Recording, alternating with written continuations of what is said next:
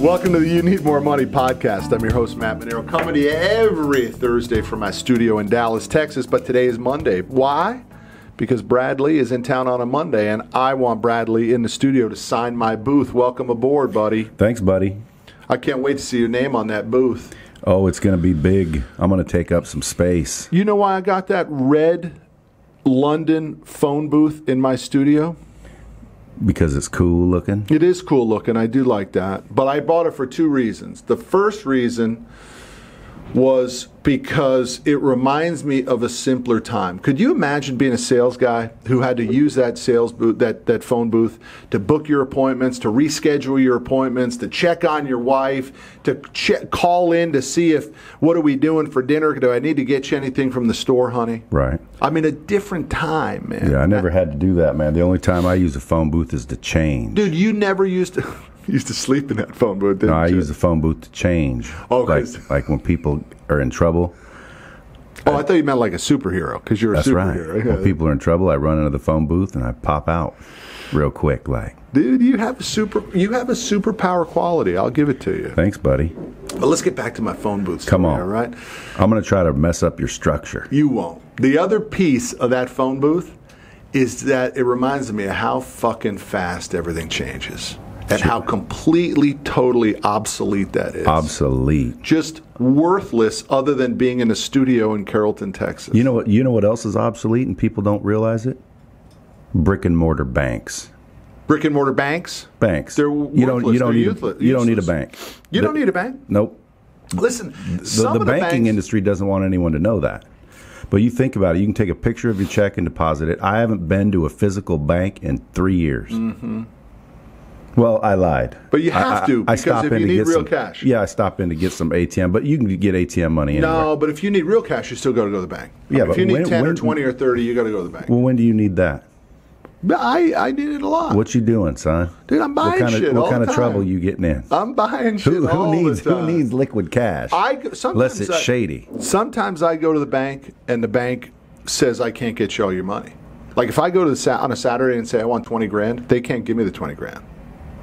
Well, you saw Grant that one time test it with a couple million. That was for a mill. Was it a mill? Yeah. And they had to sign all kinds of crazy paperwork. But I'm talking about 20 grand on a Saturday. They won't let you get that kind of money on a Saturday. Why? They don't have it. 20 G's? 20 G's. Come on, man. I'm serious. Somebody's got to go to the safe, and usually the people that are working on a Saturday don't have the keys to the safe. They got keys to drops, but not keys to go That's in and scary, get that bro. cash. That means all your value, all your worth is digital. I want you to think about it. Everybody on the damn podcast should think about it. I know where you're heading, because they need more money. Everybody needs more money. It's an epidemic. I don't care what your buddy Larry said at dinner last night, even though he was a super nice guy. The only reason Larry has that opinion is because he's got so much freaking money. That's the only reason. Yeah, let me ask you this. Apocalypse hits. Yeah. Chaos hits. What would you rather have? Money? You don't need money at that point. This whole world goes to shit. Give me the other choice. Paper money's worthless. What was the other choice? What other choice? There was no choice. I said when the world goes to shit, money's worthless. Yeah. What do you think will be worth money? Anything that's worth trading. Right. Guns. Guns, food. Guns, water, food, canned food. Well, you go back to the tulip. Gasoline. Craze. Yeah, all of it matters, man. And I think that's what you learn from Harvey and you learn from Irma. Even though, what's the story on Irma? Did Irma really cause a lot of damage? Well, apparently Irma, out in the middle of the Atlantic, cheated on Jose, and so now Jose's coming after her. All right. He wants her back? Yeah, apparently. No, when's Jose rolling into town? I don't know. I don't know that he'll make it. Here's the deal. Everybody needs more money. They don't want to talk about it. They're afraid of it. I agree. I need more money. Of course. I mean, why? Everybody needs more money. Look, I challenged your buddy Larry last night. As much as I liked him, he was an amazing dude. But the idea that you don't need more money, all that does is tell me you're not on purpose. I had an opportunity one time to buy a G550 for $5.5 million. Now, you know what those are worth? No. Try 40. Okay. $5.5 million. What was that? Somebody's gambling debt in Vegas or something? No. There was a particular set of circumstances. What were the circumstances? How does that happen? Who? I mean, why did it come across your desk that you could make $35 million? You ever heard of proximity? 1111, fool. Check that out. Yeah. Right when I'm bringing up my jet. Because of proximity, man, I hang with some ballers. So at the end of the day, there was, it was a casino organization, and they couldn't sell it to just anybody. They'd have to have certain requirements met, and you met those requirements? No, I didn't. Or I would own it if I had the $5 million liquid cash, 5.5, but I didn't have it. Yeah, but big guy, you just told me you hung with ballers. Ill-prepared. But so you what? hang with ballers. All you could have said is, "Hey, man, I'm going to round up some cash. We're going to go buy this thing, and we're going to split the profits equal." Well, I was right there with someone with cash. They bought it. Oh, they did? Yeah. They cut you out of the deal? Well, I mean, why didn't you say, "I brought you the fucking deal. Give me my piece"? I didn't bring them the deal. I was there when I saw the deal. Oh.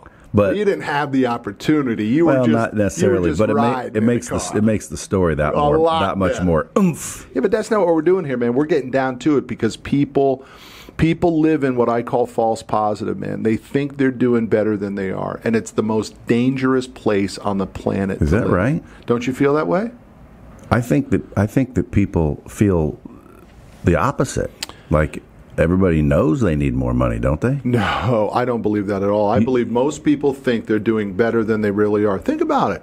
Let's say a guy makes $250 I think what you mean deep down is that people are unaware that they're not as stable as they might think. They are unaware that they are not as stable as they think they are. That's a great way to put it. Because everyone I meet, they just want more money. I mean, everyone that follows me on social media, everyone that follows you on social media, they want more money. They want more success. I don't see people asking me, questions about anything but how do I scale my business? How do I make more money? How do I get more? They know they want more.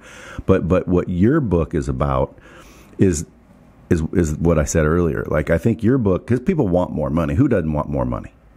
But what you're saying is you need more money, meaning you might even be comfortable, and if one wrong thing happens, you're flat busted.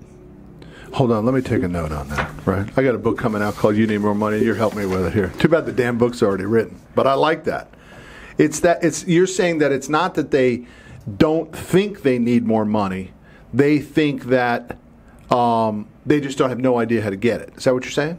No, I'm saying they want more money. You're telling what your book is. You need more money because they don't have enough, even if they think they do. When you ask the question, I just don't think people in general don't want more money. Do you need more money? Yeah. You do? You ask everybody in your office. Charles, you need more money? Absolutely. Who doesn't? You like to cover this book? Love it. You do? How about the title? Yes. Now let me ask you a question, because originally the book was called I Need More Money, right? But is that your hand? No. Yeah, I got a nicer looking hand than that, right? That looks like an Arabian guy's hand. You know what I mean? Hairy guy. Right. I told him I want that stuff photoshopped before it actually goes. Arabian. So, what should I say? Arabian. So, but the publisher changed it, Charles, because this is their exact story. They're out of New York. They said nobody on the Hamptons in the summertime would be caught dead on the beach reading a book called I Need More Money. But they would read a book called You Need More Money. So they forced me to change the title. Well, that makes sense. But again, how many people are in the Hamptons on the beach? Oh, dude, it's what everybody in New York does in the summertime. Everybody goes to the Hamptons. Dude. What?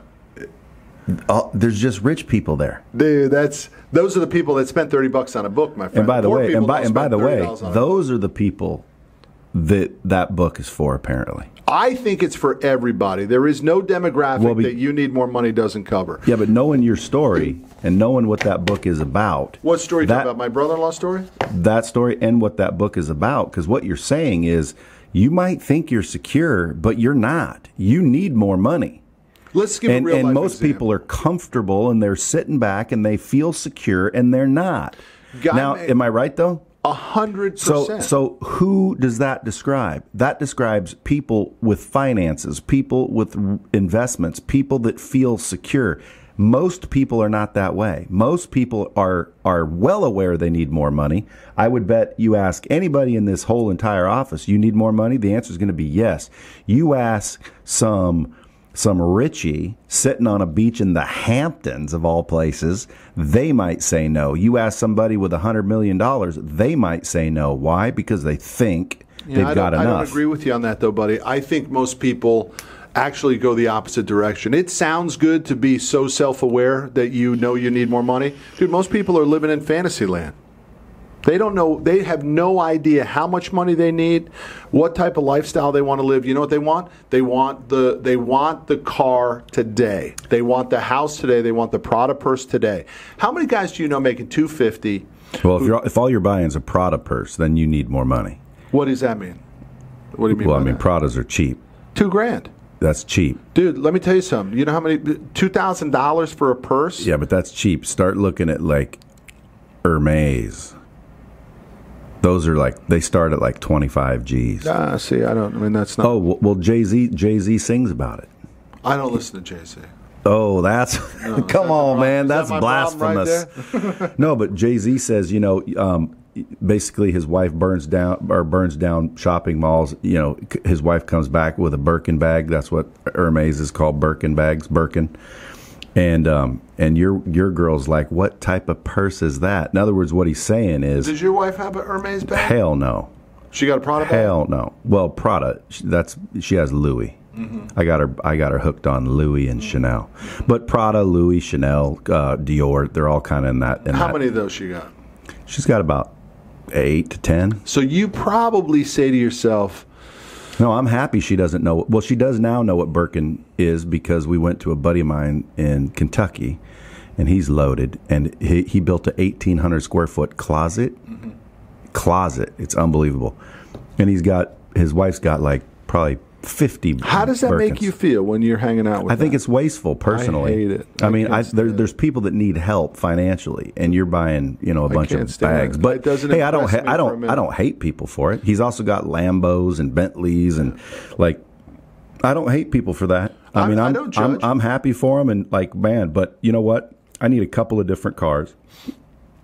Here's why that guy in Kentucky, $3,000 bags are plenty. How many copies of my book are you going to buy? How many you want me to buy? 1,000. 1,000? How much are they? $29 a piece. I was just about to ask, how do we make sure that book hits the New York Times bestseller list? What is the process? Like, when it goes on sale, how many need to blast out there? Well, here's the game, and man. shouldn't you be asking all your folks to get prepared, almost like a strategy? It's a little bit early. Because I can promise you, if I wrote a book, it will be on the New York Times bestseller. It's early. Listen, you can kill the momentum of a book by pushing it way too hard too early. So that's why we're doing the podcast, to create exposure for it. And then come January, I'm going to leverage the exposure for orders.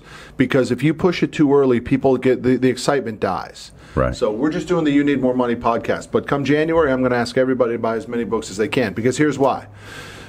Shouldn't they buy them all at once, though? We will pre-order a group discount, probably 40% discount for all the people that pre-order during a very specific period of time, about a 2-week window. Mm-hmm. And then that 2-week window will count towards the orders to the list. That's how the game is played. Now, you can do it totally different on Amazon because it's not that hard.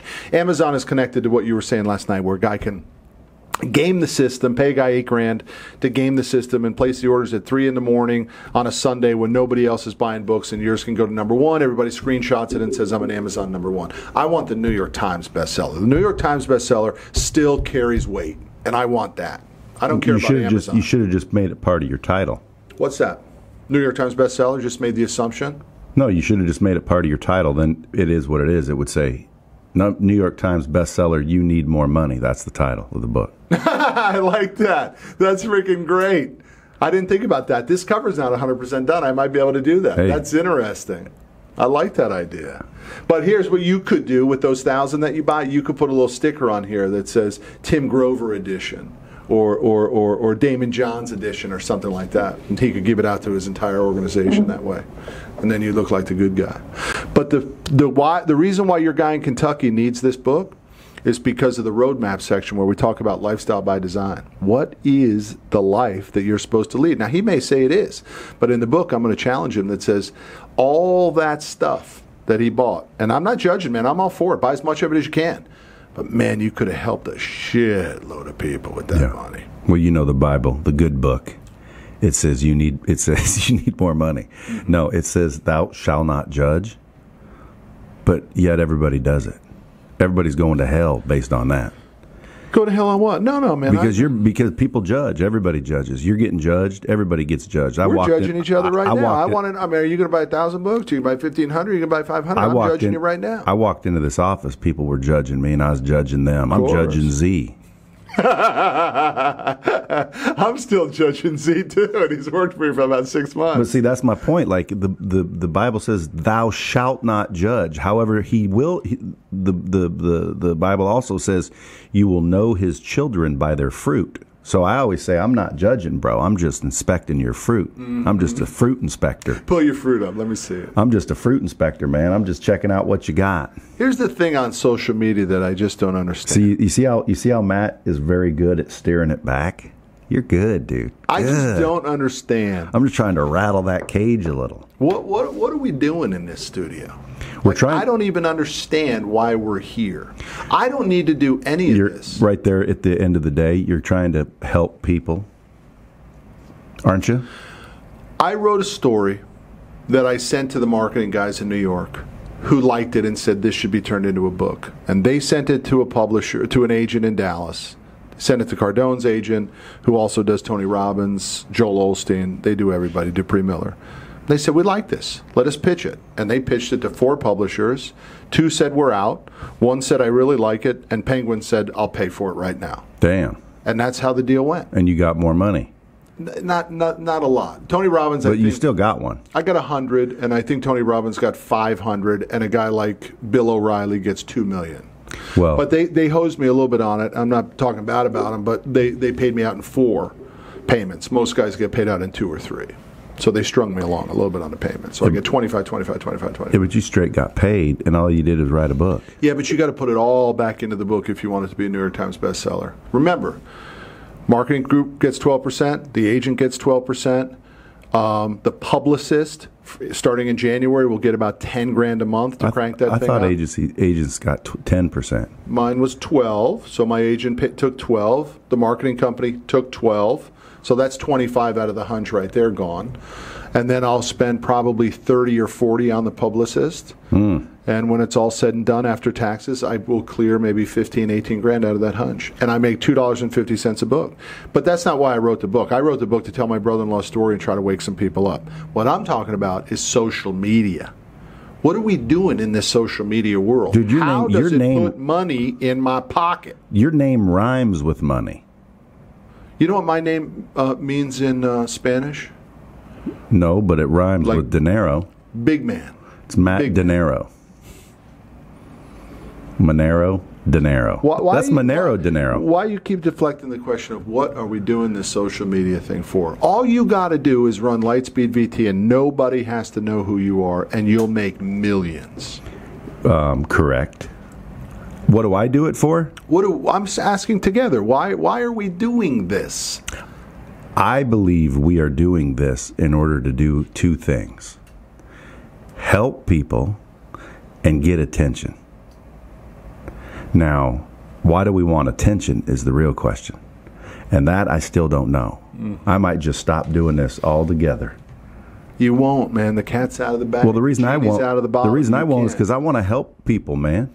I came from nothing, basically. I mean, not nothing. We had food. You know, I got toys on Christmas. That's not nothing for me. I know, but there's a lot of people with those stories. But when you started VT, you had nothing. I had nothing. So when nothing doesn't have to go all the way back to my old man beat me.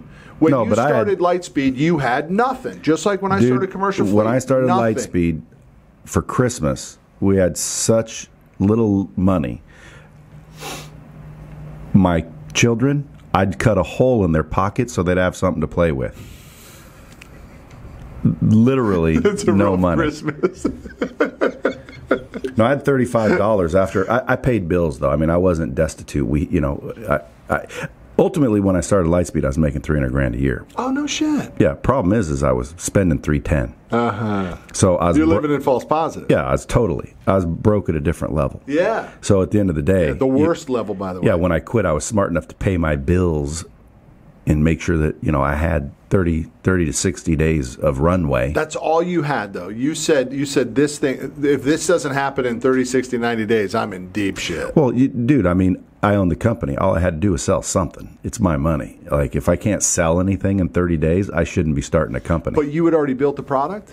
You had already built the technology at that time, or you were reselling? No. At that time, there was no product. There was no Lightspeed VT. It was just me. I was just going out to train people, and if I couldn't find someone to let me train their staff within 30 days, I'd be broke. I'd be hungry. I'd be hungry. I'd be hangry. You know what hangry is? Hungry and angry? Yeah, that's hangry. Dude, I spent a decade like that. My point is this, man. And I think that's the wake-up call for the audience, and if you're on Facebook Live too. It shouldn't be done if there isn't a very clear finish line, an objective. If you're doing it to occupy time, your time should be spent doing something else, like growing your freaking business and taking care of your fucking family and putting more money in the bank. The social media bullshit is just bullshit. It is not a ticket to it is not the yellow brick road. There is no pot of gold at the end of the social media deal. You know what the pot of gold is? Yeah, but how do you say that? There's social media influencers making millions of dollars. It is definitely a legitimate way. Look, if that's your goal. Those people have a unique talent that 99.9% in America don't. What is Ty Lopez's unique talent? Ty Lopez was early, so he jumped the YouTube bandwagon early. And he did something that other people weren't doing at that time. The books in the garage with the Ferrari and the Lambo and all that stuff. No one was doing that. He was first. He was early. Then he brought in the chicks, and then he started selling a product, and it worked for him. Sure did. Worked like a charm. It did, and I give him all the credit in the world for what he did. But that's not. So when are you bringing in the chicks? There won't be chicks, dude. I'm married 19 years. Yeah, but you already got the Ferraris in the garage, dude. My wife vets all hires in this company. Do you understand? Sure. All must have a picture before they get hired. Sure, that makes sense. My wife's favorite office managers that I've ever had in here are the big, old, fat ones. Those are the ones she likes the most. Right? See how I get like the conversation to turn real? Dude, we'll talk about whatever you want. It doesn't matter to me. Funny. I'm just getting back to the gritty. I want to talk about how does everybody listening and that will listen to this help you make your book a New York Times bestselling? Well, when I launch and when I ask the audience, for the 1,000 videos I have on YouTube, for the countless hours that I've done social media and tried to help people and give away my other book, The Grit, for free, I'm going to ask in January to help me and place the orders at the appropriate time and the appropriate links that I provide, because I want to trigger those orders for a New York Times bestseller. That's it. That's all I'm going to ask for. I don't care about the money of the book, the $2.50. It's totally irrelevant. This book will only change my life internally because it was an incredible experience to write it. I'm a better person because I wrote it, and it tells my brother-in-law's story, which needed to be told. That was a sad deal, man. And the pain that it caused my wife was, and me and his family, was just immeasurable. You know, and I'm telling you, it was 2 years ago that he died, and my wife just now is starting to get happy again. I'm telling you, you couldn't have, I got 3 boys. I know this for sure. My wife would have given up me and my 3 boys before her brother. Wow. It was the only man in her life that never left. Now, I never left her. That's how unbelievably traumatizing his death was. And then you add no money to it, dude, that was a whole other ballgame. But by the way, that was an easy fix for us, right? We just come in and start writing checks every month. Take care of that. But then when he didn't get better and he died.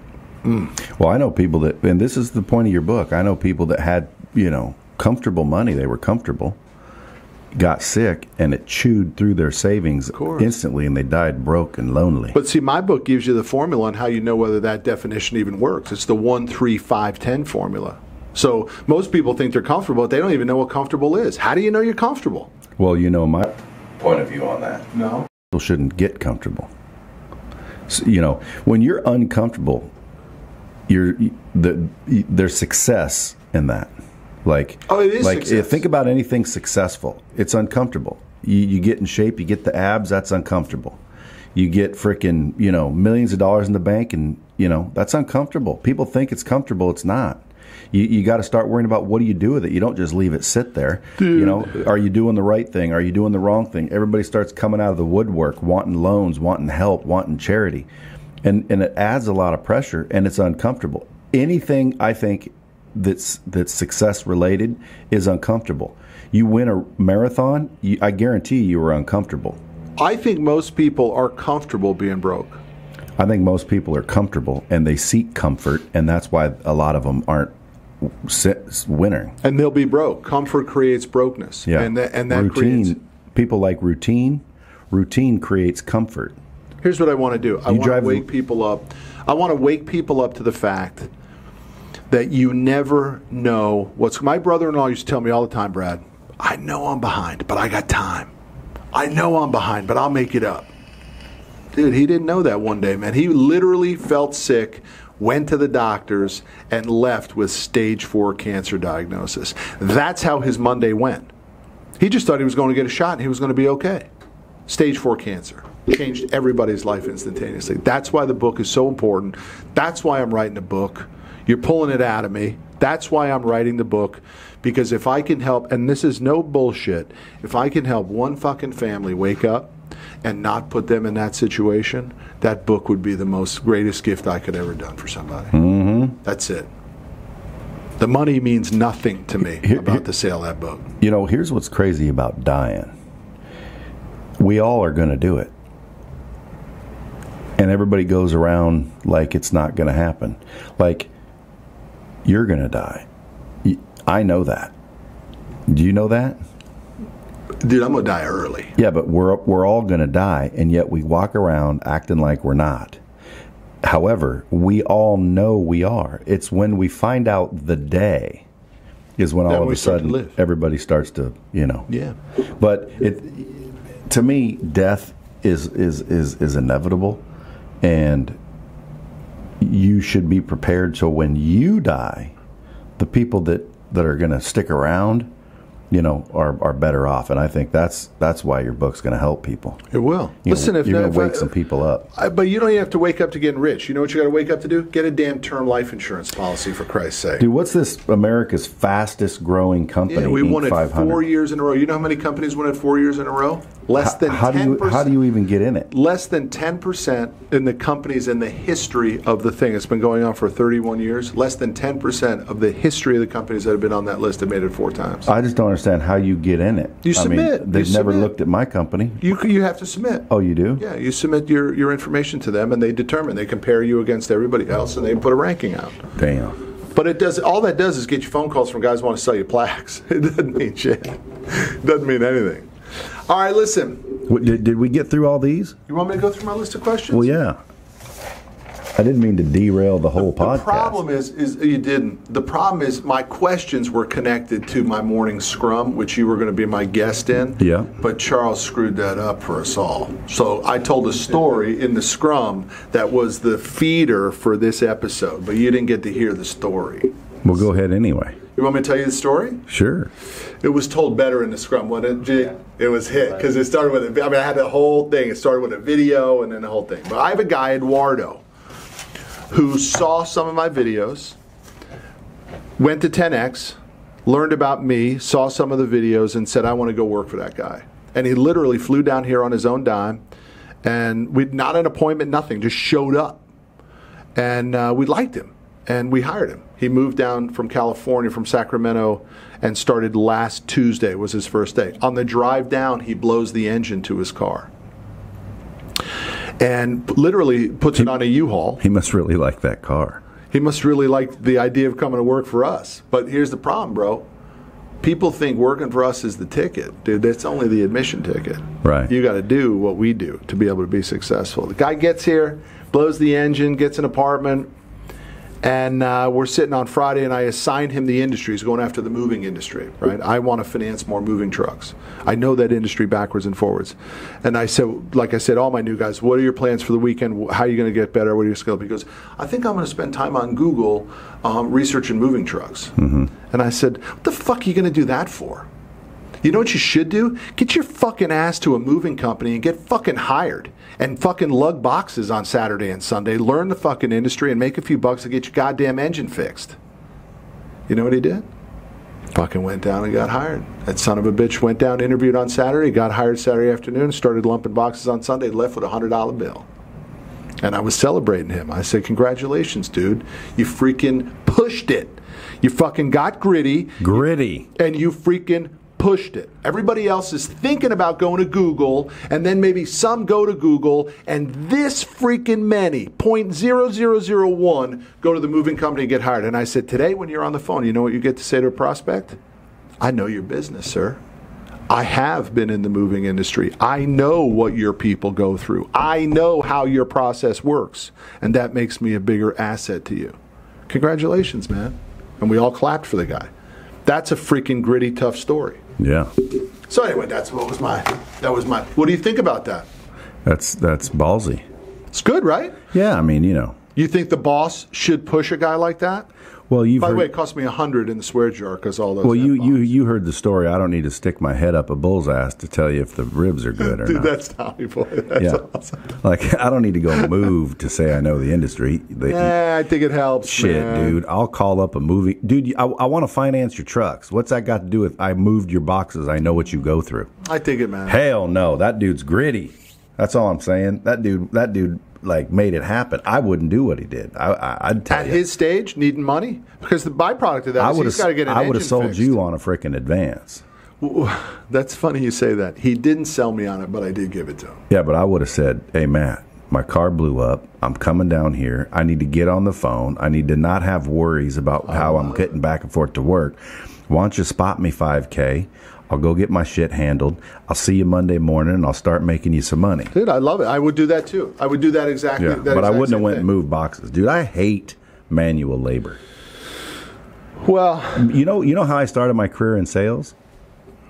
Because I hated manual labor. I was out fighting forest fires, which a tough job. Which weren't even really forest fire well, yeah, but when I got there, it wasn't fighting forest fires. They put a 10-pound bag of water on my back, and I had to climb up and down the hills. Boy? Holy crap! This is in Oregon? Yeah, they called it a piss bag. Oh my god! And I had to put water on smoldering stumps.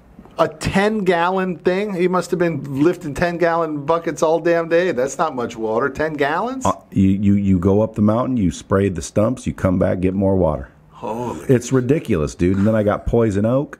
I went into the dude and I said, "Hey, man, I got a little poison oak. I'm not going to be able to come in tomorrow." And he rips off his shirt and he has it all over his body. He has it all over his body. Like everybody had poison oak, and I got a little patch. And he basically said, "Dude, that's part of the job. Get out there." And I'm like, "Screw this shit, dude. This is bullshit." Dude, I thought you were grittier than that. Gritty, dude. That's not gritty. That's shitty, dude. Listen, if you need to have hard work, you know, especially here in Texas, there's a lot of hard-working people here, and there's nothing against it. My grandfather was hard-working. You know, I got a lot of hard-working people in my family. If you get satisfaction out of working hard, then work hard. But I don't. Mm-hmm. I find it exhausting.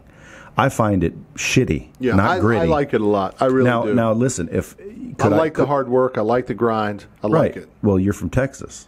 You're one of them big old corn-fed fellas. I've been here a long time, but I'm not from here. Yeah, but you're one of them big corn-fed Texas boys. Well, you like hard work. Now, again, I baled hay. That's some hard work. I'm not here to say, though, that hard work has to be manual physical labor. You know what I don't like? I don't like people who don't want to work hard. Whether that's physical labor or mental labor, I don't care. I don't like lazy people. Well, you don't have to be lazy to not work hard. But fighting those forest fires, stump fires, I should say, because they were just smoldering, that was hard shit. Up and down those mountains, getting scraped, cut. I mean, living in smoke. It was crap. Dude, what you know what I did? Hard. No, what I did is I quit. I opened up the newspaper, and it told me to come sell cars. So I went and got a suit, Walked in, made like $6,000 my first week. They gave me a free car to drive. Yeah. I had a pen. I shook people's hands and drove cars with them. And I thought, dude, sales is where it's at. And I'll say it right now. I mean, you're out there working a farm. Great. It's a family business. I'm not mad at you. But you won't catch me working a farm. Even if I owned a farm, I wouldn't work the farm. Well, I'm not trying to be politically correct. I'd hire people that want to work hard, and they'd go out there and work my farm. And the best farmers do. I ain't working hard. The best farmers do it. All right. I'm working smart. Aren't you writing? You're going to write a book, and what's it called? The Hard Way. No, what was the other title? I like the other title. Oh, you're talking about the title. 1 inch too many or something? No, it was called Inches to Spare. Inches to Spare. Yeah, Inches to Spare. I love that. That's awesome. But the other one's going to be The Hard Way. The hard way, dude. So you don't like hard work, but you're going to work the hard way. I had to learn everything the hard way. If anyone tells you they like hard work, they're probably lying to you. Dude, I just told you I like hard work. And you're probably lying. What do you mean? So how come you don't do it then?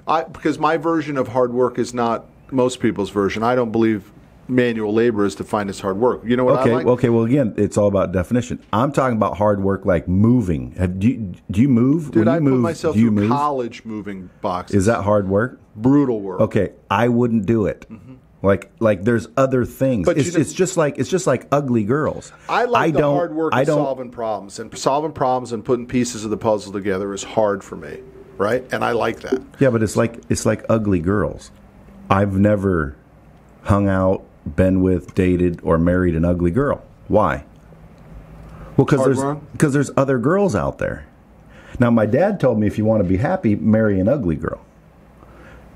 I'm not marrying an ugly girl. You know what? There's something to be said. How many guys do you know who dated the supermodel and then ended up leaving her and they dated this ridiculously smart and educated ugly girl? Yeah, but like, that, man. You got to be mighty ugly to be considered in my book an ugly girl, because I believe all women are, pretty. Believe it or not. Well, that's because you got daughters. You got to say something. I know you. No, but I mean, most women are pretty in their own way. They're That's my point. even if they're heavier girls. But my point is just an ugly girl. The word "ugly" is a bad word. It's an unfair word. But to me, moving boxes and working hard, labor wise, is the same as dating an ugly girl. I won't do it. There's other girls out there. But see, you're being judgmental. Nope. Right there, you're judging somebody. See, I'm not judging that Who's guy judging? at all. I'm choosing. And guess what? Life is based on choices. You're making a choice by saying that your life I ain't is working better than hard. that How guy's come life? Charles ain't working hard? How come Z don't work hard? Now you're going to say I work hard. How come you ain't lifting boxes? Dude, okay, you work back hard. breaking. Do not kid yourself. I do work hard, but let's change the definition. What I mean is,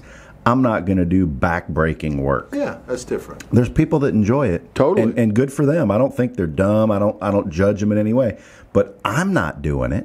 So when your question was, would you have done what that guy did? No, I would have sold you on giving me a draw. I can't even remember what my question was. Was that my question? Yeah, you said, would you do that? No, I think I said, what did you think about that? I think it's gritty, but again, I wouldn't have done it.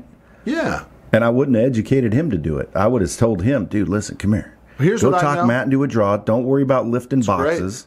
So that would have been the better play. And get on the damn phones, because I can call moving companies right now. You damn near make me want to stay here for a week and frickin' sell some shit. You keep saying that, and I keep telling you. How hard is it? You're giving away money. Dude, your business is easier to sell than my business. Dude, how hard can your business be? You're giving away money. You're calling people saying, can I hand you some cash to expand your business? Mm-hmm. Like, dude, I'd love to hear these guys' pitch. After this, I want to hear someone's pitch. A lot of people are afraid of that. Afraid of what? Taking the money. Well, again, that's where persuasion comes in. Yeah, it's all a sales game. So here we go. We're finishing up on the You Need More fired up podcast. Now, that's what I wanted. I wanted the podcast first to get you all fired up. Now we'll go talk to the sales team. I don't want to talk to the sales team. I want to talk to some leads. You want to talk to some real people? I want to hear what they say. I'll pay you. I got cash for you. Do you not want it? Who do you know in the transportation business right now? Do you have anybody? I don't need to know anybody. I know that when old loggers die, they don't get a new truck. They just get a new Peterbilt. That's a good one. I love that. Dude, that's perfect. That's so damn true, too.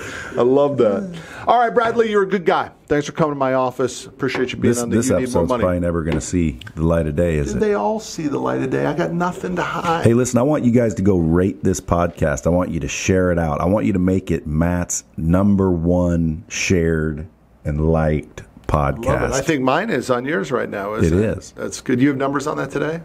I don't have them today, but Z, let's look to Facebook Live. Let's go to the phone and see if we got any questions. Guys on Facebook, hit me up. Bradley, there's only one other thing for you to do after we answer these questions, and that is sign my booth. Sign the booth. I'd be happy to.